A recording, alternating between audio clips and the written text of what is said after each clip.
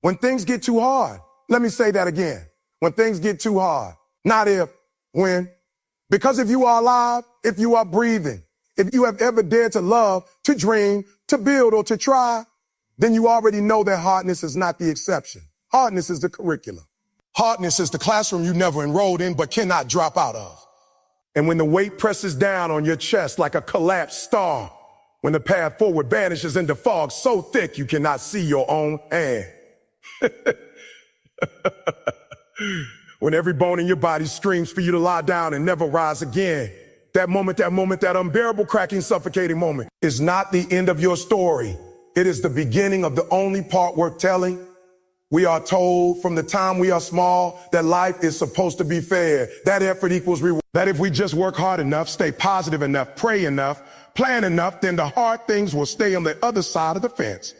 But then the phone call comes at 2 a.m., the diagnosis, the breakup that splits your world down the middle, the business that fails despite your blood and tears, the parent who forgets your name, the child who loses their way. And in that stillness, you realize that all the platitudes you collected like smooth stones, everything happens for a reason, or what doesn't kill you makes you stronger, suddenly feel like gravel in your mouth. Because when things get too hard, the cliches do not hold you. They do not warm you. They do not pay the rent or hold your hand in the emergency room. So what does hold you? What do you do when the mountain does not move and your legs are broken and the sky is falling and no one is coming to save you? That is the question that separates the people who merely survive from the people who eventually, slowly, painfully learn to live again. And the answer is not heroic. It is not glamorous. It is not the movie version where the music swells and the underdog scores the winning point. The answer is this. You shrink the world. When things get too hard, your mind wants to swallow the whole catastrophe at once. It wants to think about the next 5 years, the mountain of debt, the impossible recovery, the loneliness stretching out like an endless hour. That will drown you. So do not look at the highway. Look at the next breath. Just one, then the next, then the step from your bed to the bathroom, then the drinking of one glass of water, then the making of one phone call. You do not have to fix everything today.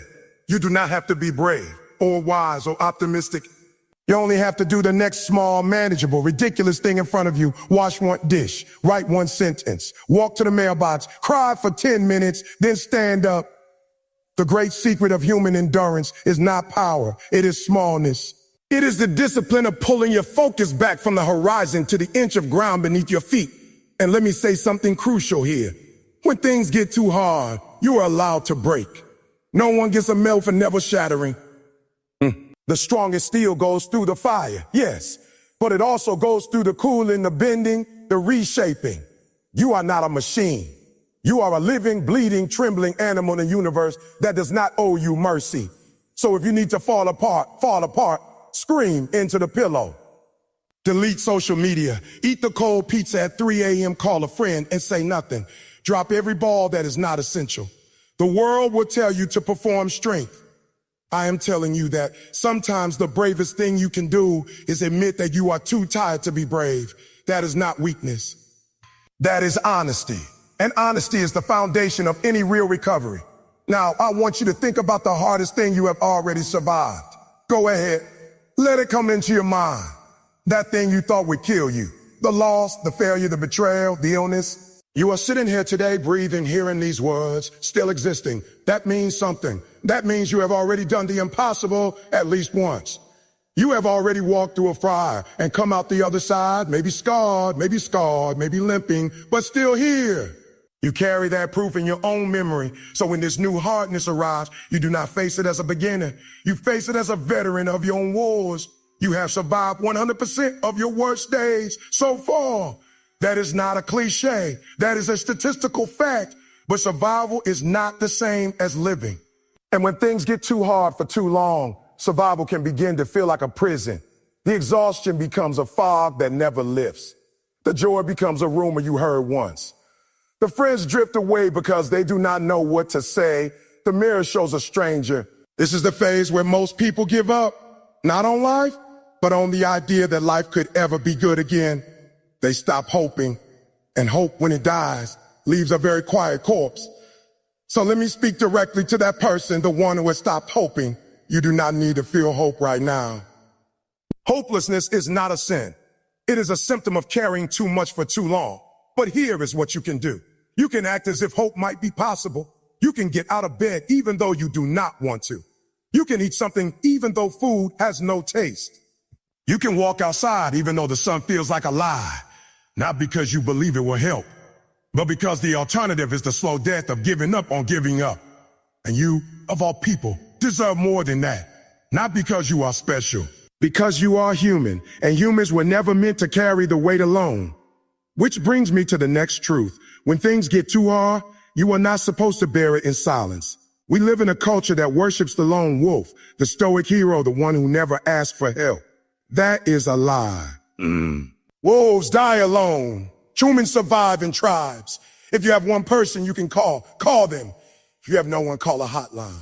Go to a support group. Knock on a neighbor's door. Sit in a crowded coffee shop just to hear other voices. The act of reaching out, even when your throat closes up and your voice shakes, is not a confession of failure. It is a declaration that you still want to live. And wanting to live even desperately, even messily, is enough. It is more than enough. And what about the people watching you struggle?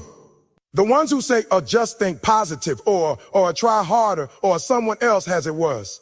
Let me give you permission to ignore them. Their comfort is not your oxygen. Some people cannot hold space for pain because they are terrified of their own. That is their work, not yours. You are allowed to say, I don't need a solution right now. I need someone to sit with me in the darkness. And if they cannot do that, find someone who can. Your suffering deserves witness, not because suffering is noble, it is not, but because unnamed, unwitnessed pain curdles into something toxic. Speak it, even if your voice shakes. Write it, even if the words are ugly. Sing it, even if you cannot carry a tune. Let the hardness have a shape. That is how you begin to move it. Now, I want to tell you a secret about time. When you are in the middle of something too hard, time feels like an enemy. It stretches, warp, stops. But time is not your enemy. Time is the only thing that's ever saved anyone. You do not have to believe that now.